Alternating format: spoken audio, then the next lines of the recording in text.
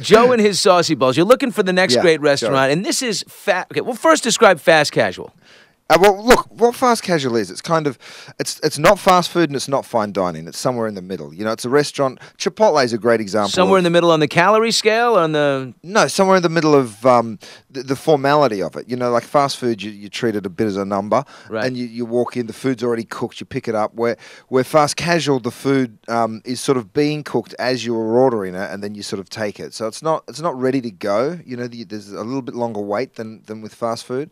But it's also not, you know, fine dining with a waiter come in and a white tablecloth, you know. So it's an interesting way. The food industry's changed so much, and the way we eat's changed so much, and the fast casual space has been used a lot more than it ever, you know, never used to exist. And now people aren't making their lunch so much when they go to work. They're going out and getting something, you know. And I think as a culture, we want to eat more responsibly, and we want to know where our food comes from and that it's been raised right and hasn't got a bunch of hormones and growth enhancers and all the rest in it. So we're starting to sort of look at the providence of our food. And one thing that's happening with the fast casual space is becoming super popular because people are prepared to spend a little bit more money than, you know, when you think about fast food and your 99-cent hamburgers, like, how do they produce that? I don't want a 99-cent hamburger. It's disgusting. It's this terrible, like, 2 for 99 cents.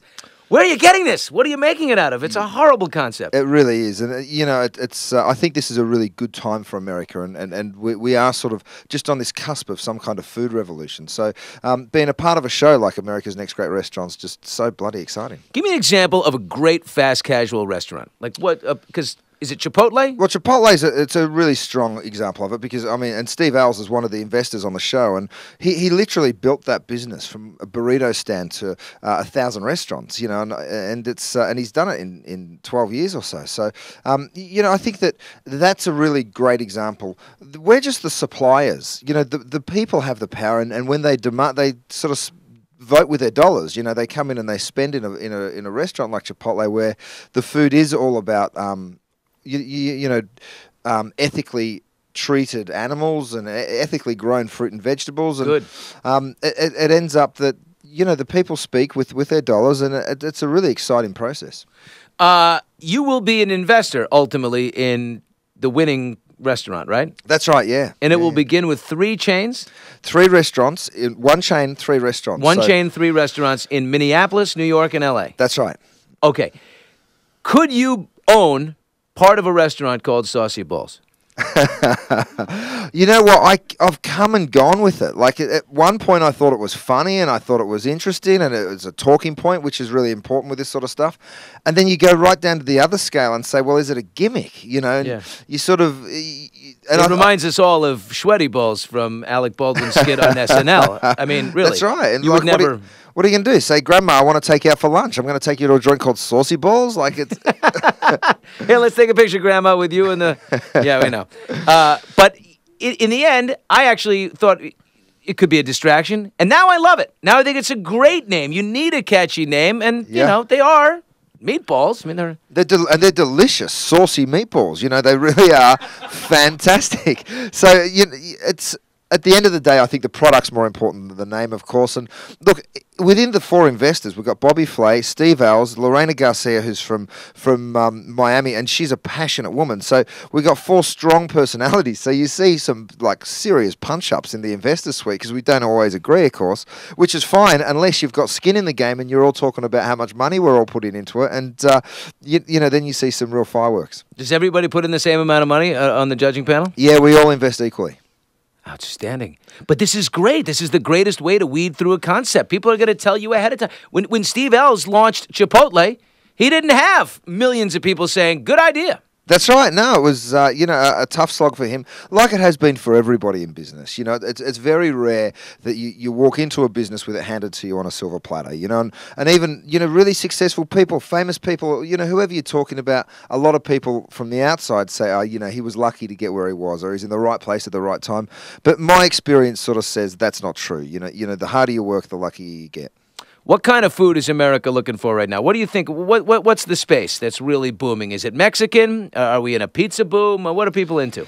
I think there's a real influence coming from Latin America, which I think is great. You know, that they eat really well, really healthily.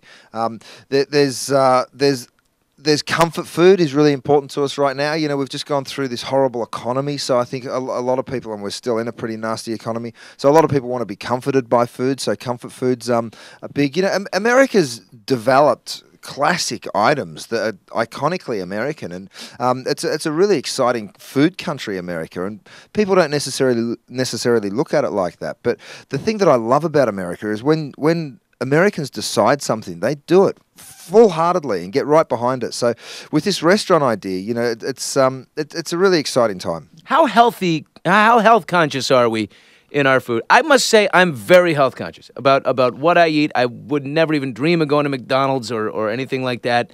My wife cooks, you know, fish, and we have salad, you know, throughout the week. Yep. I'm really conscious about it. Maybe that's because I'm in Hollywood and a little bit vain, but are we as a whole getting more health conscious, or are we getting fatter?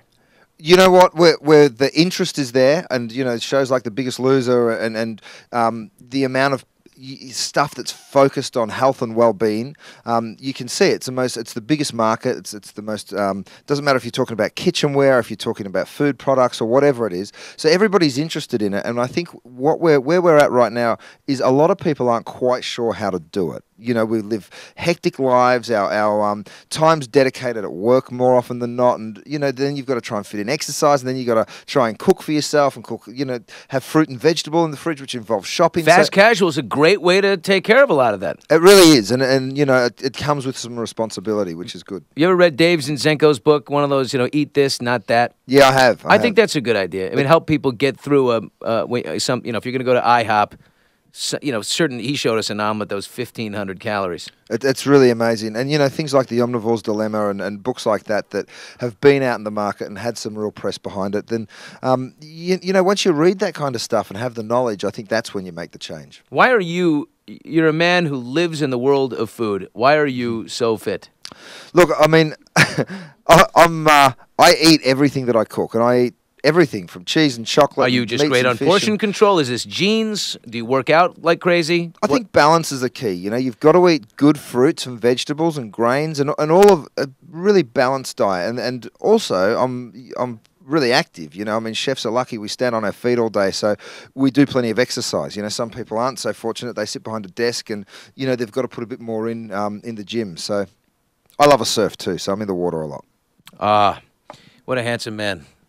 Ladies, raise your hand if you'd like to see Curtis Stone surfing. Okay.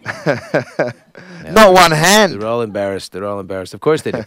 I'm excited. I love what you're doing here. This is a great concept for a show. Very exciting. America's Next Great Restaurant is Sunday night on NBC at 8 o'clock.